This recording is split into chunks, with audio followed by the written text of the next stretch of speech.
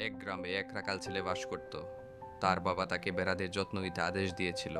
প্রতিদিন ছেলেটিকে ঘাসের মাঠে বেড়া নিয়ে যেতে হতো।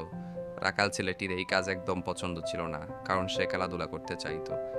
তাই একদিন সে গ্রামের লোকদের সাথে মজা করার সিদ্ধান্ত নিল। হঠাৎ সে চিৎকার করে বলল, বাঘ আসছে, বাঘ আসছে।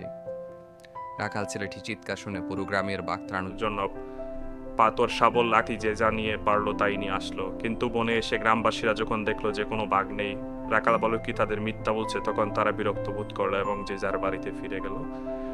পরের দিন ছেলেটি আবার চিৎকার করলো, বাঘ বাঘ। আর গ্রামবাসীরা এবারও বাঘ তাড়াতে দৌড়ে এলো। ছেলেটি তাদের ভয় দেখে যখন হেসে উঠলো, গ্রামবাসীরা চলে গেল। এবং কেউ কেউ খুব রাগান্বিত হলো রাখাল ছেলেটি কীর্তিকলাপ দেখে। তৃতীয় দিন ছেলেটি বেড়া চড়াবার জন্য ছোট্ট পাহাড়ে উঠেছিল, আর হঠাৎ দেখলো সত্যিকারের একটি বাঘ তার বেড়াদের আক্রমণ করেছে। সে প্রাণপণ চিৎকার করে বলল, ভাগ বাঘ।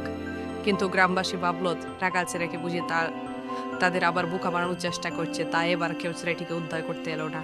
মিথ্যা বলার কারণে রাখাল ছেলেটি 3টি বেড়া হারালো।